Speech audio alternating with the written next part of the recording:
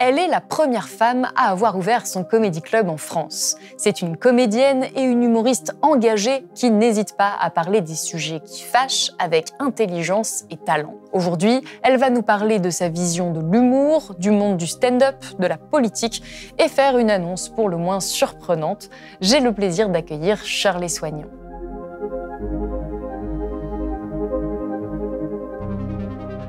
Shirley Soignon, bonjour. Bonjour. Merci beaucoup d'être ici sur le plateau de Blast. Plaisir. Alors, j'aimerais qu'on parle un petit peu de ton parcours pour commencer cette interview. Donc, tu es née à Clichy, de parents franco-ivoiriens. Tu t'es officiellement lancée dans l'humour à 20 ans et tu as réalisé ton premier one-woman show à 22 ans. Tu as dit dans une interview que tu étais ta propre conseillère d'orientation. Aujourd'hui, ça semble un peu facile à dire. Je rigole à mes blagues qui a 10 ans, c'est marrant. Mais comment ça s'est passé à l'époque? Tu t'es lancée comme ça, direct, super jeune, dans l'humour sans te poser de questions? Ouais. Merci à tous. Ça serait l'interview la plus dingue ever. Tout à fait. C'est vrai, en fait, mon premier sketch, je l'ai écrit, j'avais 7 ans. Okay. Et donc, j'avais toujours cette envie d'écrire. En fait, mon premier sketch, c'était un truc sur la parano qu'on pourrait avoir sur le racisme. À 7 ans? Ouais. Okay. Mais je ne l'avais pas analysé comme ça à l'époque. Mais en fait, un jour, je me balade à Barbès avec ma mère. Et en fait, je vois un mec qui vend des marrons chauds. Et il dit, tu sais, les mecs qui crient marron chaud, marron chaud. Et à l'époque, il criait beaucoup comme ça. Et du coup, je sais pas, j'ai imaginé, parce que j'ai compris ça au début, qu'il disait que les Noirs étaient chauds, quoi, tu vois. Marron chaud, marron chaud. Okay. Donc en fait, l'histoire, mon petit sketch que j'avais fait avec mon cousin, c'est que il y a une personne qui se balade comme ça devant un truc de marron chaud, puis qui est vexée, qui le lendemain vend des chocolats blancs en disant froid les blancs, froid les blancs. Bon, j'avais 7 ans, ne jugez pas l'écriture non plus. Mais tu vois, c'était. Donc c'était inné un petit peu. C'est un sketch de 30 secondes exactement. Ça dure pile poil 30 secondes. Mais c'était un sketch sur la parano qu'on pourrait avoir sur le racisme, quoi, en pensant qu'il parlait des Noirs alors qu'il parlait de ses marrons. Et donc tu t'es lancée directement après le bac? En fait, c'est ça? Ouais, alors en fait, après le bac, je suis arrivée à Paris, j'étais en Seine-et-Marne avec mes parents, et quand je suis montée à Paris pour mes études supérieures, qui ont duré 2 ans, BTS Communication, des entreprises en alternance. Du coup, en même temps que je faisais cette alternance, je commençais à faire des scènes, tu vois, dans Paris. En vérité, j'ai dit à mes parents que je venais faire des études à Paris pour qu'ils me fassent pas chier, mais je savais déjà que je voulais faire de la scène. Donc je me suis inscrite à 19 ans au théâtre. À 20 ans, j'ai commencé à faire mes premières scènes ouvertes. Je crois même que c'était à 19 ans. J'ai découvert une première scène dans le premier qui s'appelait le Stand-Upology, dans un bar qui s'appelait le Joko, présenté par Delo à l'époque. Bisous Delo. Mais du coup, c'est le premier mec qui m'a donné ma chance.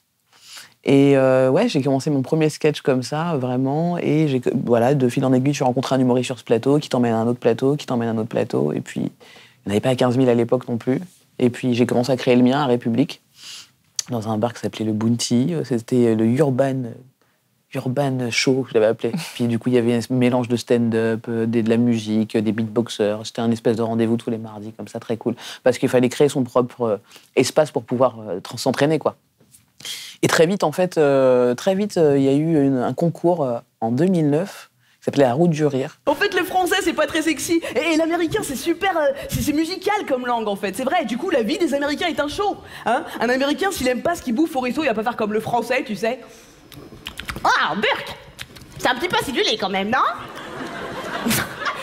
Non. L'américain, le mec, il va faire savoir à tout le monde que c'est dégueulasse. Oh God, what is that? I got something in my mouth. I'm gonna die. I'm dying. Que je gagne. Et c'est là que ça va très vite, parce qu'en fait, moi, je m'inscris comme ça, un peu en mode, je laisse une vidéo, on verra. Eh bien, la Route du Rire 2009 va perdurer. En ce soir nommant sans Charlotte, une jeune femme.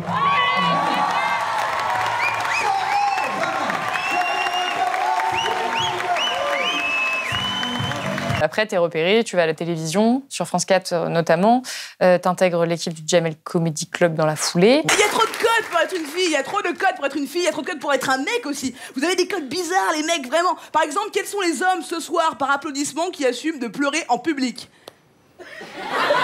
Voilà, limite vous serrez les bras. Non. Tu as 24 ans, tu fais la première partie de Franck Dubosc à l'Olympia. Je me rappelle ma vie, là, je suis là. J'ai l'impression d'avoir une amnésie qui est là. Quoi?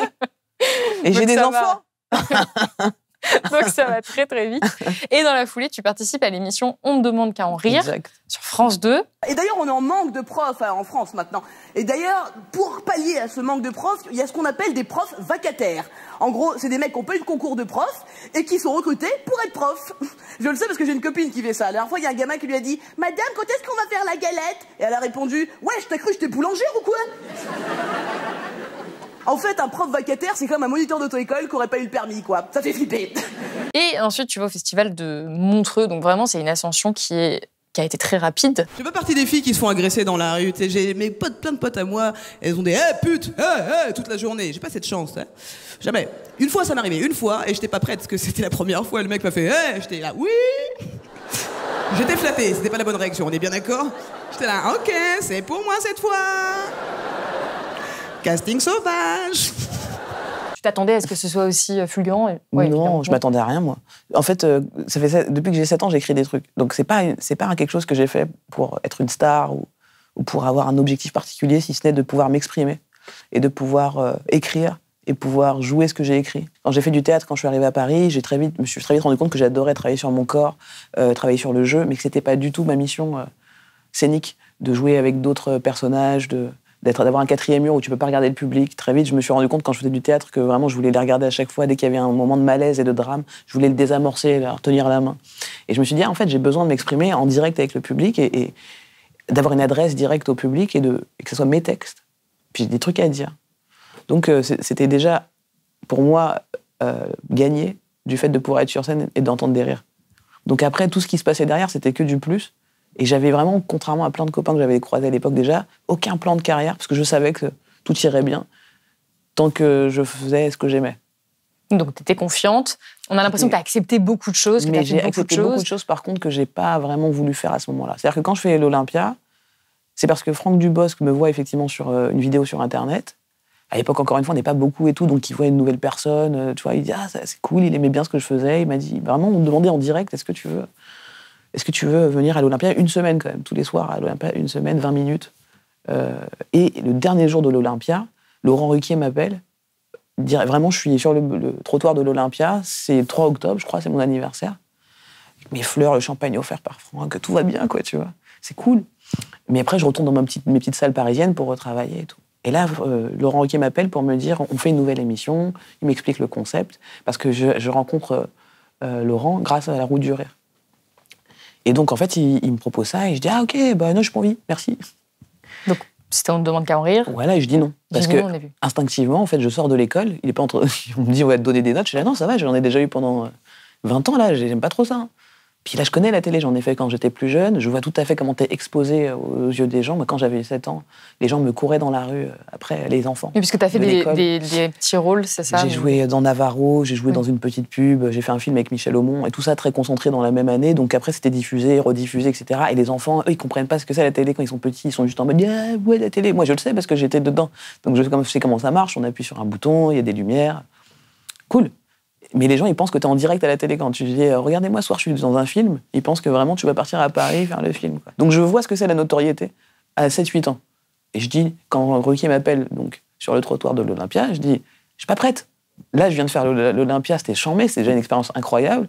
Je commence mon spectacle SketchUp, je m'entraîne, j'ai trouvé enfin un producteur qui veut mettre de l'argent sur moi et donc qui va prendre des risques pour moi pour que je puisse développer tranquillement. Non, je vais pas faire une émission, on va me mettre des notes.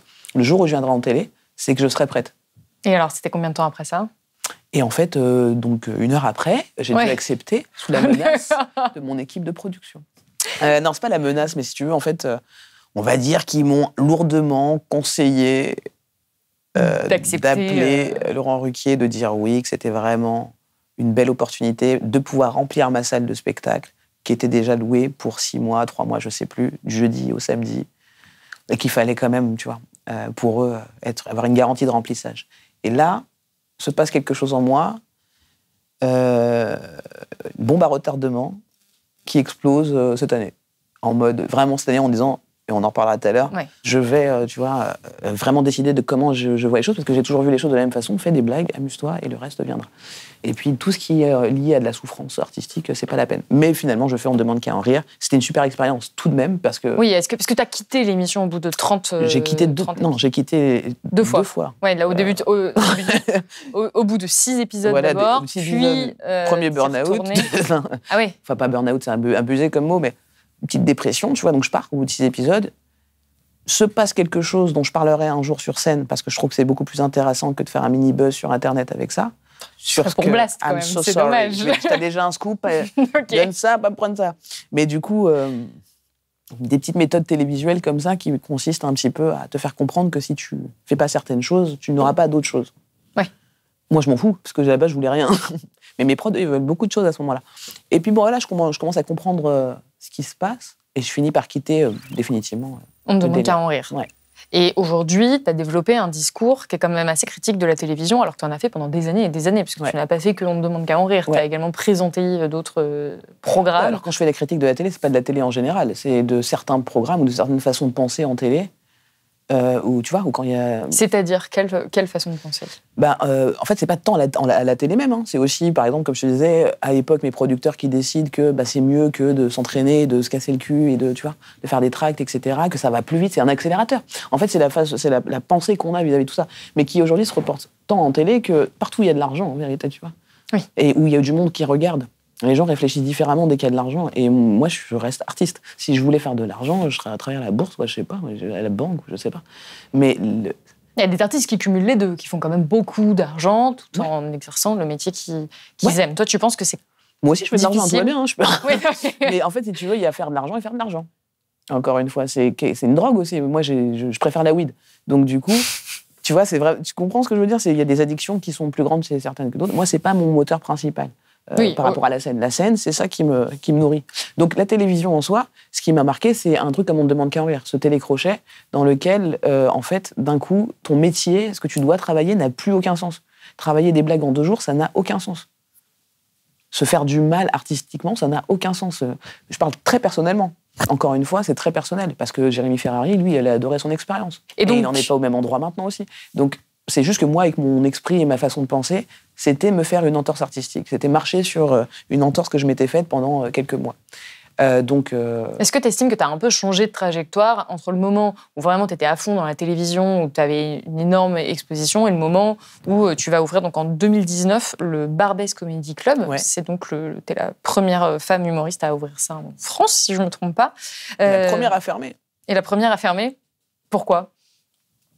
Pourquoi de base l'avoir ouvert et pourquoi l'avoir fermé? Je t'ai dit, j'aime pas l'argent. J'aime les valeurs humaines. Et quand il n'y en a plus... Il n'y avait plus de valeur, parce que c'est quand même un beau projet. Attention, j'étais associé, j'étais pas seul. Je ne parle pas des humoristes ni quoi, je parle des gens derrière qui sont là pour l'argent et non pas pour... Quand tu es là uniquement pour l'argent, quand c'est uniquement ton seul moteur, ça ne peut pas être... On ne peut pas s'entendre, toi et moi. Tu vois? C'est juste ça. Et c'est juste, encore une fois, très personnel. Et donc pourquoi ça n'a pas fonctionné? Parce que quand les gens veulent plus d'argent que d'humain, c'est ce il y a qui un s'est déséquilibre passé qui se passe. Dans ton cas. Ouais. Parce que c'était un beau projet. C'était l'idée d'en faire un lieu, si j'ai bien compris, en tout cas inclusif. Et on a réussi. Parce que j'ai travaillé pour ça, j'y ai même dormi des nuits, j'y ai donné ma vie, j'y ai perdu du poids, j'y ai perdu de la santé, mais j'étais heureuse de voir des collègues humoristes pouvoir faire leur métier comme j'entendais qu'on pouvait faire ce métier, avec bienveillance et amour. Et puis il y a eu une bascule qui s'est opérée à un moment donné où en fait, la bienveillance que je voulais installer dans ce club était à mes dépens personnels, c'est-à-dire les gens ne pouvaient pas voir ça, mais dans les coulisses, c'est moi qui prenais tout pour pouvoir faire en sorte que ça se passe bien et que ça garde mes valeurs. C'est quand il y a de l'argent, en fait. Moi, quand j'ai fait des trucs sur YouTube, on m'a dit, excuse-moi, tu peux pas dire ça, parce qu'en fait, il y a le partenaire et tout. Je suis là, moi, je suis une artiste, en fait. Je suis pas là pour commencer à gérer les mots que je vais dire, parce qu'il y a de l'argent en jeu, parce qu'en fait, on parle à telle cible. On est où, là? Et en fait, il y a plus de liberté, quoi. Qu'on trouvait justement sur Internet à un moment donné, tu vois, sur certains programmes. Toi, t'as l'impression qu'on perd en liberté d'expression au fur et à mesure. Plus t'as des mecs qui arrivent avec leur thune en disant, excusez-moi, on peut pas dire ça, parce que nous, tu vois. Après, t'es qui, toi, en tant qu'artiste? Moi, c'est pour ça que la plupart de mes vidéos sur machin, j'ai du mal avec les trucs sponsors. Donc on me dit, mais comment tu gagnes ta vie? Je fais, écoutez, j'ai pas besoin de tant que ça. La question des valeurs, elle est vraiment centrale dans ton travail. Totalement. Parce que, donc, déjà dans ta manière d'exercer ton métier, mais aussi dans ce que tu dis. Ouais. Dans tes différents sketchs, il y a beaucoup de... Moi, je ressens de l'engagement. Je ne sais pas si tu te définis comme une artiste engagée ou si c'est un mot... Ouais, c'est un mot pour tout, j'ai l'impression. Ouais. On s'engage à monter sur scène, déjà, oui. Bon, en tout cas, tu défends certaines valeurs. Tu combats le racisme. Tu parles beaucoup des questions LGBTQI+, que j'en oublie. Et tu as vraiment mis ça au centre de ton discours. Qu'est-ce que tu attends en faisant ça? En fait, j'ai pas mis ça au centre de mon discours. C'est ma vie qui est au centre de ces problèmes. Pourquoi? Parce que je suis noire. Je sais pas si ça s'est vu. Regardez-moi. Est-ce que c'est vraiment l'image du grand pouvoir dans le monde, ce que je suis? Effectivement. Je suis vraiment à l'inverse, dans l'inconscient collectif. J'ai l'impression que tu fais une forme de pédagogie parfois où tu te retrouves face à des publics de blancs. Enfin, j'ai vu un sketch où tu es à Montreux. Avec eux qui payent. Tu es face à Montreux et tu fais des blagues et tu te moques un peu de la non-réceptivité parfois du public à ces blagues. Ouais. On n'a pas réglé le racisme, mais on a inventé un nouveau problème, le racisme anti-blanc. C'est marrant quand même. Racisme anti-blanc. Si tu précises anti-blanc, c'est qu'à la base, c'est pas pour toi. Hein. Trop de blancs dans la salle, trop de blancs. On aimerait rire, mais on n'est pas prêt. Est-ce que c'est est-ce que c'est difficile de faire ça? Est-ce que c'est vraiment pas l'engagement qui passe avant tout plutôt que la volonté de faire rire à ce moment-là? En fait, ça, c'est le moment sur scène, c'est le moment où je me sens vraiment bien. Pourquoi? Parce que ça dérange? Non, parce que j'ai mon micro, parce qu'on m'écoute, parce que les gens, en fait, ils se sont déplacés pour écouter des blagues, ils sont bienveillants. Même s'ils ont un peu des gênances à des moments, des endroits, ils sont pas à l'aise. Je sais moi, je suis dans l'amour avec les gens. Il est hors de question que... Et ils le sentent. Même si ça peut les interroger à certains endroits, chez eux, il n'y a pas un truc hostile entre moi et le public, jamais. D'accord. Il n'y a jamais ça. Je veux absolument pas qu'il y ait de ça. Je veux pas les mettre mal à l'aise. On va tous mourir. En fait, c'est pourquoi je suis comme je suis, parce que j'ai conscience qu'on va mourir et qu'entre-temps, je me dis, essayons de faire un truc cool. Mais tu as des sujets qui sont quand même qui sont difficiles. Tu es engagé. Encore une fois, je les vis de plein fouet. Le racisme, je l'ai vécu de plein fouet. L'homophobie, je l'ai vécu de plein fouet. La misogynie, le féminisme, enfin, tu vois, tout ça, c'est des choses que... Moi, quand je suis chef d'entreprise depuis 9 ans, et je viens des fois avec ma banane, j'ai ma petite truc, je roule et tout ça, et je parle avec mes employés, et je leur dis que je sais me diriger et diriger, mais l'image que je renvoie, ça peut faire fissurer des gens en face de moi. C'est-à-dire? J'ai beaucoup recruté d'hommes blancs. J'ai énormément recruté d'hommes blancs. Pourquoi? Parce qu'ils sont plus présents? Parce que je suis raciste. Non, mais c'est un vrai travail. C'est pas une blague. Je suis française, je suis raciste, j'ai été empreinte de racisme. Parce qu'on a intégré inconsciemment ce regard dominant. Inconsciemment, je suis là. Il y a beaucoup de blancs dans mon équipe, c'est incroyable. Où sont les autres? Tu vois, j'apprends à me déconstruire même sur ce genre de choses parce qu'instinctivement, en fait, qui envoie son CV facilement, rapidement, sans se poser de questions, et tu vois, c'est souvent les mêmes. Donc en fait, dans une masse, tu vas avoir très peu de non-blancs, finalement. Et donc après, tu te retrouves à faire les mêmes conneries que quand tu programmes pas des filles sur un plateau de stand-up, etc., parce que tu viens à la facilité. C'est à nous de nous creuser la tête, tu vois. Mais il faut se rendre compte déjà, pour dépasser un problème, il faut déjà accepter qu'on est un peu une partie du problème. Oui, c'est ce que tu essaies de faire. Et voilà, c'est ce que je fais quand je suis sur scène, et c'est pour ça que c'est l'endroit où je me sens bien. C'est venez, on s'aligne, et venez, on essaie d'accepter qu'on peut faire des erreurs, et après on en rigole pour dépasser ce problème. Je suis une fille, noire, humoriste, arasta, homosexuelle. Ma mère, elle m'a dit, choisis. Tu ne peux pas tout faire, là. Tu t'éparpilles beaucoup trop, ma fille. Tu fais souvent des blagues sur le fait que tu, entre guillemets, cumules certaines... C'est pas une blague, en fait, c'est une info. C'est l'information. C'est juste au cas où... Toi, tu en parles avec beaucoup d'humour, en tout cas de légèreté, la manière dont tu le fais sur justement, scène. c'est que c'est le fameux cumul. Là, je suis en mode, c'est vous qui avez ça dans l'inconscience, mais je suis une personne, en fait. Et à chaque fois, on me demande mon avis. En tant que femme dans un monde macho, en tant que noire dans un monde raciste, en tant que lesbienne dans un monde homophobe. Et moi, je réponds, ah mais je suis comme vous, un être humain dans un monde de merde. Est-ce que tu as l'impression que ça a changé? Que quand même, il y a une évolution? Pas du tout. Pas du tout. Non. Depuis 16 ans que tu fais du stand-up. Moi, dans le milieu du stand-up, tu parles, ou dans la vie? Parce que dans la vie, ça a évolué. Dans le milieu du stand-up, moi, là, je vais partir bientôt. Et les gens, c'est ça, l'information. Pardon, je te c'est que tu viens ici pour nous dire que tu arrêtes. Je pars à la campagne, je vais me faire mes petits travaux et ressasser tout ça tranquillement. Pour justement faire un bilan de tout ce que tu es en train de me raconter de ma vie, où je suis là, il y avait plein de trucs qui m'ont un peu, je te dis, retarde-moi et tout ça. Il y a plein de trucs qui m'ont... En fait, j'ai vécu ça comme, tu montes dans un train, et puis ça fait, tu vois, et puis tu essaies de gérer comme tu peux. Et donc là, tu as subi quand même un bon nombre de discriminations tout au long de ta vie. Ouais. et notamment tout au cours de ta carrière. Ouais. Tu me dis que ça n'a pas changé spécialement. Ça n'a pas changé dans le milieu du stand-up, en tout cas. Ça n'a pas changé Il y a dans le milieu toujours du les mêmes stand-up. discriminations. Moi, je vois toujours un problème dans la programmation, où il y a beaucoup d'hommes qui sont toujours... Il n'y a pas une seule nana, il n'y a pas... Tu vois, il y a beaucoup de plateaux, surtout en ce moment, je ne sais pas ce qui se passe, les mecs n'ont plus rien à foutre. Ça y est, ça refait des plateaux entre que hommes blancs, etc. Ok, moi, je ne suis pas la personne qui va dire à chaque fois « Excusez-moi, les gars, il manque une fille. » Je ne vais pas faire ce genre de message, juste je constate. Et puis moi, mon travail, c'est d'en parler sur scène. C'est toujours la question des quotas, tout ça. Est-ce que tu peux nous expliquer pourquoi c'est un problème, en fait, qu'il y ait des hommes... Parce qu'il y a des gens qui vont dire « Bah oui, mais... Ils sont compétents, ils sont là, c'est peut-être juste un hasard, il n'y a pas de problème. On ne peut pas mettre des gens pour le quota. » Toi, qu'est-ce que tu réponds à ça? Très bien. Très bien. Chacun fait ce qu'il veut. Moi, quand j'ai monté le Barbès, je me suis fait... J'ai pas demandé aux autres clubs de faire comme moi. Je l'ai fait, c'est tout. Et pourquoi? Ça, c'est vraiment un truc, je me dis, quand il y a un problème dans la vie, il faut arrêter de dire aux autres « Changez. Toi, change. Si tu veux voir un autre monde, crée cet autre monde. » Tu vois, fais-le. Crée ta chaîne d'infos, fais. Si tu n'es pas content de ce que tu as, fais autre chose. Mais puis après, là, tu pourras parler. Mais en l'occurrence, il y a plus de difficultés, on a l'impression, quand on appartient à la minorité, de faire des choses. De faire des choses. Non, moi, j'ai monté un comedy club, j'ai monté ma boîte de production, j'ai fait mes spectacles toute seule depuis 9 ans. C'est très difficile, c'est extrêmement difficile. La liberté, elle a un prix.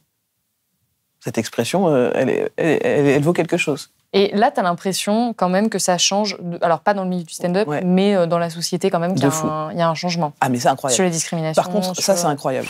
Autant nous, en stand-up, on fait un petit peu en arrière en ce moment, on ne sait pas pourquoi, sur les programmations, sur notre volonté d'inclusion.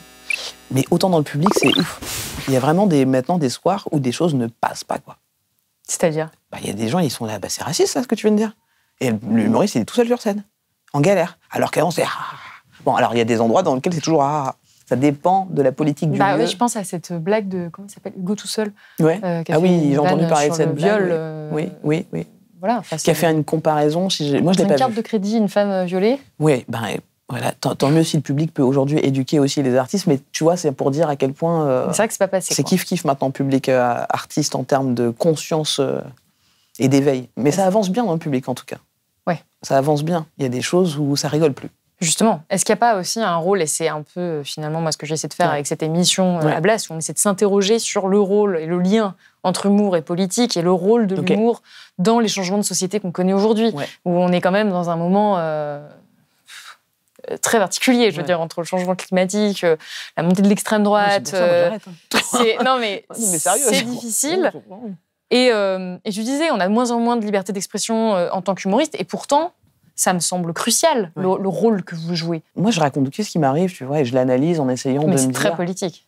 Oui, évidemment. Mais après, je laisse aux gens le soin d'interpréter ce qu'ils veulent avec ça. Mais j'essaie juste de me dire, si j'ai vécu ça, que ça m'a fait mal, et que le rire peut me mettre un peu de baume, je vais essayer de partager ça avec les gens. Et tu as des retours de gens qui te disent que ça les a aidés, Mon spectacle Être humain, c'est celui où j'ai le plus de retours, de pavés. Oui, parce que tu abordes des sujets très difficiles. Aussi dans ce spectacle. Encore une fois, que j'ai vécu, donc c'est pour ça que j'en parle. Malheureusement, souvent, on ne parle que de ce qu'on connaît. Dans la captation de ton spectacle que j'ai vu, donc Être humain, que tu vas jouer au Café de la Danse très prochainement, par exemple, tu fais des références à Éric Zemmour. C'est quelque chose que je dis souvent. Moi, tous les gens qui ont une haine de ce que je peux représenter, en l'occurrence, j'ai envie de leur faire un câlin parce qu'ils me font une peine incommensurable. Pour eux, je suis là, mais ils ont l'air si bêtes, tu sais, parce que c'est toujours des arguments, machin, et du coup, c'est là, c'est des gens qui sont faibles pour moi. Et t'en parlais déjà dans d'autres spectacles, de ton rapport donner au raciste. Donner de l'amour, c'est pas donner un point de vue politique du tout. C'est un point de vue presque, tu vois, juste humain. En fait, c'est ça le problème, et c'est pour ça que je dis attention. Par exemple, tu remarqueras souvent que beaucoup d'humoristes, et je trouve ça très grave, et je regarde vraiment la face cam parce que je l'ai déjà fait moi-même. On est très grave. On prend un titre d'article et on se permet de faire des vannes sur un sujet. Moi, j'ai déjà vu des gens juste lire un titre et dire « Ok, j'ai compris, c'est là. C'est ça notre travail. » Donc, on ne se source même pas. Pour toi, les humoristes doivent se sourcer pour pouvoir... Excuse-moi, si tu commences à parler d'un truc d'actualité, souvent, on fait des contresens, du coup. Tu vois, moi, j'ai déjà vu des trucs, t'es là, mais c'est pas du tout le sujet, frère. Et notamment sur le féminisme. On a quand même donné beaucoup de modes d'emploi et t'entends encore des trucs sur scène, t'es là, t'as absolument pas du tout lu sur le féminisme, mon gars. Pour moi... Quand tu écris et que tu déposes des textes que tu protèges pour être payé dessus et tout ça, etc., je pense que tu peux prendre un minimum de temps pour te sourcer. Si les journalistes, et d'ailleurs beaucoup le font aussi, prennent des titres, ils se disent « Tiens, ok, on va aller faire notre article ». On ne se source plus comme on devrait le faire, je pense, pour aller chercher les... aller dans son sens par rapport au point de vue qu'on a nous, mais essayer de voir un sens contraire, tu vois, pour être sûr qu'on est bien d'accord avec notre propre point de vue. Je pense que c'est un vrai travail quand même, ouais, de journalistique aussi que les stand-uppers doivent faire. Tu peux pas dire tout et n'importe quoi quand t'as un micro quand même. Il y a des centaines de gens sur scène. Bah, quand tu me dis ça, pour moi, c'est aussi reconnaître l'impact et l'influence on est de d'accord. l'humour. Et donc le rôle qu'il peut avoir et la responsabilité. Mais tout le monde fait de l'humour aujourd'hui. Les chanteurs font de l'humour. Moi, je fais pas d'humour. Non, mais tu vois, je parle sur YouTube, etc. L'humour était un peu le truc, Twitter, tout le monde fait des blagues, etc. L'humour a un impact. C'est pour ça que même les hommes politiques aux États-Unis ont compris. Et c'est les stand-uppers qui écrivent pour les hommes politiques aux États-Unis. Ce qui va bientôt arriver en France, puisque des McFly et Carito font des blagues avec Macron. Donc on n'est pas loin d'arriver à ce truc-là. On n'est pas loin. On y arrive. Donc pour moi, c'est en ça que je me dis, oui, l'humour, c'est vrai que ça a un impact fort. Mais d'une manière générale, dans la vie. Tu peux, toi, twister quelqu'un avec une blague, t'es quelqu'un qui est énervé, d'un coup, une blague permet... C'est une arme incroyable. Mais on s'en sert encore très mal. Pour l'instant, les humoristes, on est tous comme ça, ou là, dans le pied, ou là, papa. On fait des hi-ha, tu vois. Mais clairement, on n'est pas en train de viser la bonne cible. Ce que je trouve qu'on fait pas bien en France, en somme, c'est quand on parle d'actions politiques qui ont été faites donc par le gouvernement, on fait souvent du name dropping et non pas on donne pas son avis propre sur le sujet. On ne dit pas voilà une solution que moi je vous apporte. Oui. On n'apporte jamais de solution. Ça pourrait être le rôle des humoristes. Ça doit être le. En fait, un humoriste qui n'apporte que des problèmes, c'est le fameux. Je ne sais pas si vous avez remarqué.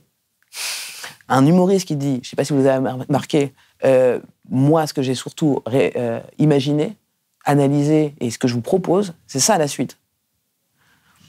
Et c'est bien pour ça. Qui fait ça en France? Merci. Qui m'a vu dans Fort Boyard? Personne, apparemment. Je suis pas étonné, vous inquiétez pas, tout va bien, je sais, j'ai direct été en prison. J'ai vécu ce qu'ont vécu mes ancêtres. J'ai fait un long voyage en bateau, prison, j'ai pas aimé la sensation, je vous le dis tout de suite. J'ai pas kiffé ça, du tout. Non. Les sujets que je peux aborder vraiment, c'est des questions sociétales qui ont effectivement un impact qui peut avoir un impact sur la politique. Aujourd'hui, on en est quand même bien loin de l'impact réel qu'on pourrait avoir sur l'opinion publique. Je pense notamment à la pédocriminalité. Dont tu parles dans ton dont je parle, moi, dans mon spectacle. Donc Tristan Lopin parle dans son spectacle. Il y a plusieurs personnes qui commencent à en parler. L'opinion publique dort de fou, là. Et on peut le sentir, moi en tout cas je peux le sentir dans ma salle, on n'est pas près d'y arriver. Voilà, avec sans fatalité. Parce que en fait, c'est assez logique. Pourquoi là, je vais en sortir une vidéo dans pas longtemps là-dessus, c'est sur la sidération. On vit tous la sidération. La sidération, c'est cet état, cet anéantissement des fonctions vitales avec état de mort apparente sous l'effet d'un violent choc émotionnel. C'est ça la définition. Et quand tu vis ça de façon répétée dans ta vie, comme tous les humains, le temps que tu te réveilles de cette sidération, on est presque mort souvent, tu vois. Donc en fait, ça va mettre du temps. Alors évidemment qu'il y a un impact. C'est juste que j'essaye d'être la plus humble possible quant à la force de cet impact dans l'immédiat. Il faut y aller mollo et c'est genre un peu d'humour par-ci, un film par-ci, une musique par-là. Tu vois, c'est toutes ces formes différentes qui vont permettre à une opinion publique de commencer à avoir des idées peut-être un peu plus aiguisées sur certains sujets pour ensuite avoir un avis politique qui peut-être va enfin les emmener à décider de voir autrement. Mais aujourd'hui, la politique, c'est quoi? C'est le capitalisme, la thune. Qu'est-ce qu'on fait exactement pour changer les choses? Est-ce qu'on arrête certaines formes de consommation? Par exemple, le fait d'arrêter l'iPhone ou de machin, etc. Est-ce que c'est possible? Moi, j'ai fait cette expérience sociale pendant 2 ans, d'arrêter. C'est ça tout de suite, arrêtez, il se fout de ma gueule en fait. Parce que j'ai arrêté l'iPhone, ok? Voilà, moi j'ai pas le même truc que vous, j'ai ça, d'accord? Ouais, c'est pas la même chose. Demain, le type regarde, je vais déterrer Tupac. Oh! C'est un délire, hein. C'est très compliqué, hein, surtout quand tu veux monter un comedy club, etc. Ce dont je parle dans ce truc être humain, justement, c'est contradiction d'humain qu'on peut avoir. Faut essayer des choses. On peut essayer, mais on essaye très peu, hein, quand même.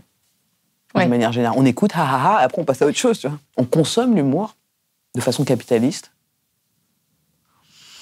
Donc, c'est surtout de l'humilité. Quand je te dis, je pense pas qu'on ait un impact incroyable. Et pour revenir sur les questions un peu sociétales, je parle beaucoup, et on en parle beaucoup à Blaze, des mots MAUX de ce monde, et notamment en France aujourd'hui. Toi, aujourd'hui, qu'est-ce qui t'inquiète le plus? Qu'est-ce qui t'angoisse? Est-ce que c'est la montée du racisme, le changement climatique, l'augmentation des inégalités? Faites votre choix. Moi, c'est ma mort. Ah oui, ok. Non, mais c'est ma propre mort. Pour être tout à fait honnête, c'est ça. C'est genre comment aborder ce truc-là. C'est pour ça que je te parle de le fait d'arrêter, etc. C'est ça. Ouais, c'est ça. En fait, ce qui me ferait peur, c'est de m'enfermer dans quelque chose et de capitaliser sur cette chose. Notamment l'humour. C'est pour ça que j'arrête. C'est que pour moi, c'est pas une. Enfin, des fois, t'as rien à dire, en fait. Des fois, il faut vivre des trucs, etc. Donc, ma peur, ça serait de mourir sans avoir vraiment capté un peu c'est quoi la vie, autre que faire des blagues, recevoir des likes et faire de l'argent. Et manger, rigoler avec des copains. En fait, juste kiffer la vie, tu vois, essayer d'avoir peur aussi, des fois, un petit peu du lendemain, tenter des expériences. Oui, parce que là, ta situation est quand même très particulière. Tu as une carrière qui fonctionne très bien. Ouais, tout va bien. Tu es reconnue. Non, mais tout va bien. Moi, c'est pour ça que je t'ai invité ici, parce que j'aime beaucoup ton travail. Merci. Et tu arrives et tu me dis, en fait, j'arrête tout, je vais à la campagne. Où ça, à la campagne, d'ailleurs? Est-ce que je peux demander ou pas? En Bourgogne. En Bourgogne, dans une maison, pour finalement essayer de développer un autre rapport à la vie. Pour des légumes, pour essayer de voir justement, tu sais, je me suis commencé à me poser des questions sur est-ce que là je dois retaper la maison, est-ce que je vais faire un truc écolo dans cette maison. Après je commence à m'intéresser à l'écologie et c'est un bon biais pour s'y intéresser réellement, c'est dans la pratique réellement des choses. Parce que là je fais ok, c'est intéressant ce truc. Ok, en fait peut-être changer mon chauffage, c'est peut-être moins écolo finalement que de garder celui que j'ai. Tu vois, enfin réfléchir réellement avec des trucs pratiques. Donc être dans la vraie vie. Oui. Et vivre des vrais trucs qu'on finit par plus vraiment vivre, et c'est pour ça que ça devient presque un problème dans l'humour en France souvent, c'est que au bout d'un moment, tu deviens tellement riche que t'as plus, tu vois, c'est dur. T'es déconnecté. T'es déconnecté. Je sais pas du tout ce que je vais faire. Peut-être que je vais revenir dans 2 ans. Oui, tu n'exclus pas de revenir. C'est la première question que je t'ai posée quand tu m'as dit ça. C'est juste que là, tout de suite maintenant, si je le dis pas aux gens, je vais jamais le faire. Et je vais rester dans ce cercle capitaliste, tu vois, parce qu'il y aura toujours un petit plan en plus. Là, j'ai vraiment dû refuser plein de trucs pour cette année, pour mettre un vrai stop et dire vive des trucs sur les. Là, t'as rien à raconter. T'as rien à raconter parce que tu ne vis plus rien d'autre que du stand-up. Tous les soirs, tu fais des blagues, tu vois des humoristes toute la journée, tu fais des interviews. À quel moment tu vis vraiment des trucs? De 14h à 16h? En tout cas, dans ton spectacle Être humain, tu as beaucoup de choses très intéressantes à raconter. Je rappelle donc qu'on peut te voir au Café de la Danse très bientôt. C'est la fin de cet entretien. Merci beaucoup d'avoir été ici sur le plateau de Blast. Plaisir. C'est la fin de cette émission. Merci beaucoup de l'avoir suivie. J'espère que cette interview vous a plu. On continue la prochaine fois, toujours avec des entretiens d'humoristes engagés pour parler du rôle de l'humour dans la situation politique actuelle. N'hésitez pas à me dire dans les commentaires qui vous voudriez voir interviewer sur le plateau de Blast la prochaine fois. Je vous rappelle que Blast est un média qui ne vit que grâce à son audience. Donc si vous le pouvez, faites un don ou abonnez-vous sur blast-info.fr pour que nous puissions continuer à exercer notre métier en toute indépendance. Et moi, je vous dis à bientôt.